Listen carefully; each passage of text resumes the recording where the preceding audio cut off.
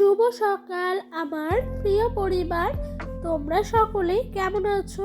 আশা করছি যে যেখান থেকে আমার ব্লগটা দেখছো সকলে ভালো আছো। তোমাদের আশীর্বাদ ও ভালোবাসার সাথে নিয়ে আজকের ব্লগটা শুরু করলাম। তো বন্ধুরা, ঘুম থেকে উঠেছি আজকে যেন অনেক সকাল। এখন বাজে ঘড়ির কাঁটায় ঠিক 7:45 মতো। আমার কাছে অন্তত অনেকটাই সকাল, জানো। আমি না সকালে সেরকম এখন ঘুম থেকেই উঠতে পারি না, কেন কি জানে কি হয়েছে। তো উঠে কিন্তু ঘর থেকে আগে রাতের বাসি বাসনগুলো বার করলাম। আর এখন এই কদিন ধরে আমার আর আমার বরমশাইয়ের এমন হয়েছে রাতে খেতে ইচ্ছা করে না, তাই দুজনই রাতে খায় না। হয়তো শাশুড়ি মা মুড়ি খান আর শ্বশুরমশাই ভাত খান, সেই কারণে কিন্তু এখন বাসনটাও দেখছি খুব একটা বেরোচ্ছে না। ওই ডোডো সুজি খাওয়ার আর চা খাওয়ার দু একটা বাসন, তো ওগুলোই দিয়ে চলে আসলাম কলের পাড়ে। তারপরে কিন্তু ঘর বারান্দা ঝাঁট দিয়ে সুন্দর করে উঠানটায় মারুলি দিয়ে দিলাম। তারপরে সোজা চলে এসেছি উঠান ঝাঁট দিতে। আর দেখলেন তো আমার শ্বশুরমশাই এসছে। শ্বশুরমশাই এসে আমাকে কি বলছে জানো? বলছে রাতের বেলা না কুকুর এসে উনানটা পুরো ভেঙে দিয়ে গেছে। আর সকালে উঠে আগে আমার ঘর থেকে বেরিয়েই ওর পরে উনানটা, তো দেখে আমার মনটা এতটাই খারাপ লাগলো কি বলবো। মানে উনানটা পুরো ভাঙা। আমি ভাবছি আজকে কি রান্না করতে পারবো না এই উনানের মধ্যে। এরকমভাবে কে ভাঙলো? সে মনের মধ্যে যেন তো হাজারো কথা উথাল পাথাল করছে। কিন্তু জানি শ্বশুরমশাই গেছেন ঘুরতে সকালে আর শাশুড়ি মা ঘুমাচ্ছেন, তাই যেন তো আর কোনো কথাই আমি কাউকে না বলে চুপচাপ নিজের মতো সংসারের সমস্ত কাজগুলো করছি। তো তারপরেই শ্বশুরমশাই এসে আমাকে বললেন যে রাতে কুকুর এসেছিল, এসে মনে হয় উনানটা পুরো ভেঙে দিয়ে গেছে। কি আর করবো, তারপরে কিন্তু গিয়ে সোজা উনানটা একটু ঠিক করে নিলাম কোনো রকমভাবে রান্নার জন্য। আর জানো তো বন্ধুরা, গ্রামের বউরা না এই সকাল থেকে বাসি কাজ রান্না বান্না সমস্ত কিছু এভাবেই কষ্ট করে সারাদিন করতে থাকে। হয়তো টাউনের বউদের একটু জীবনযাপনটা আলাদা হয়, আর গ্রামের বউদের জীবনযাপনটা অনেকটাই আলাদা হয়। এই যে আমার মাথার উপরে কোনো চাল বা ছাদ নাই, এই খোলা আকাশের নিচে সব শীত বলো গ্রীষ্ম বলো বর্ষা বলো সমস্ত 365 দিনই খোলা আকাশের নিচে সংসারের সমস্ত কাজকর্ম করতে হয়। বিশেষ করে শীতকাল যখন খুব কুয়াশা পড়ে আর যখন বর্ষাকালে খুব বৃষ্টি হয় তখন এত কষ্ট হয় বলে বোঝানোর মতো নয়। জানি আমাদের মতো গ্রামের বউদের এরকম কষ্ট বোঝার মতো কেউ নয়। অনেকে এগুলো নিয়ে রহস্য করে। অনেকে বলে আমরা কত কষ্ট করেছি, এখন তো বাড়ির মধ্যে কল রয়েছে বা ঘরের মধ্যে সব রয়েছে, তাতেও নাকি বৌমাদের কষ্টের সীমা নাই। আমরা পুকুরে মাঠে ঘাটে গিয়ে কেচে কুচে ধুয়ে পাকলে এসেছি। কিন্তু তখনকার মানুষের মধ্যে দেখবা আলাদা একটা শক্তি ছিল। এখনকার মানুষের কিন্তু আস্তে আস্তে শক্তিটাও অনেকটাই কমে যাচ্ছে।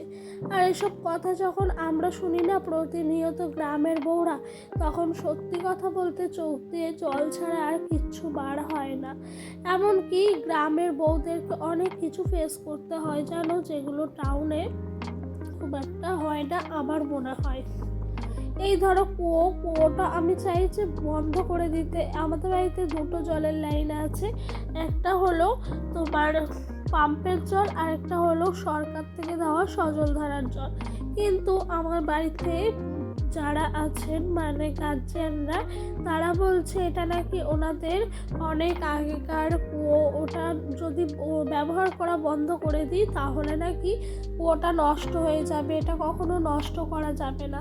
জানি না কিভাবে কষ্ট করে সারাটা জীবন এরকমভাবে আমাকে সংসারে কাজ করে যেতে হবে। কষ্ট করে করে বাড়িতে দুটো কলের লাইন থাকলেও আমি সেইটা করার সুযোগ পর্যন্ত পাই না।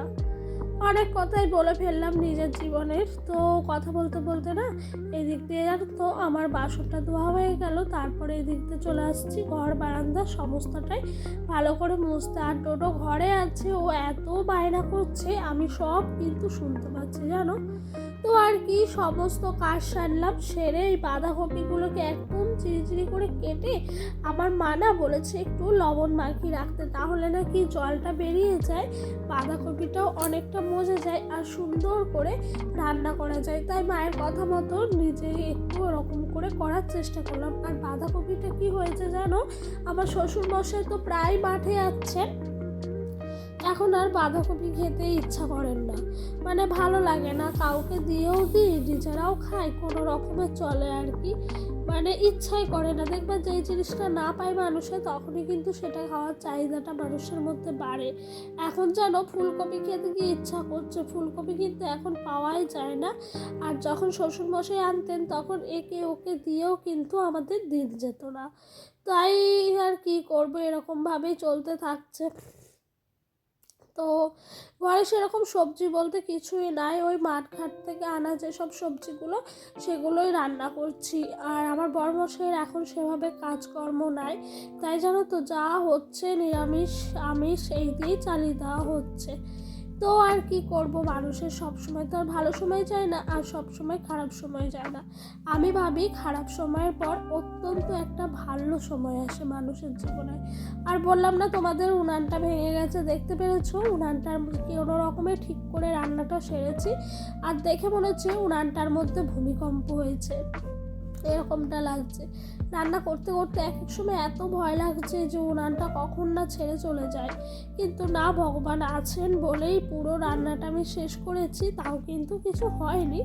তারপরে আমি রান্নার শেষে যেন ভালো করে উনানটা ঠিক করব বলেই ভেবে রেখেছি। আর এই দিক দিয়ে লাস্টে ভাতটা করি, তো ভাতটাও হয়ে গেল, ফ্যানেরটা একটু গলিয়ে নিচ্ছি, আর ডোডোকে স্নান করিয়ে এখন ঘরে ঘুম পাড়িয়ে রেখেছি। আর ডোডোর পাপা তো বললাম বাড়িতেই আছে, তো বাড়িতে বসে আছে, টিভি সারাচ্ছে আর কি, বাড়িরই কাজ করছে। তো বন্ধুরা চলো, তোমাদের যাদের আমার ভিডিওটা ভালো লাগে অবশ্যই কিন্তু একটা লাইক আর একটা কমেন্ট করো, আর কে কোথা থেকে দেখছো সেটাও কিন্তু অবশ্যই কমেন্ট বক্সে এসে জানিও। এই যে কথা বলতে বলতে আমার দেখেছো হাতের ফ্যান গলানো হয়ে গেল, তারপর উনুন শালটা ভালো করে ঝাঁপ দিয়ে এই যে চলে এসেছি একেবারে উনানটাকে ভালো করে ঠিক করতে।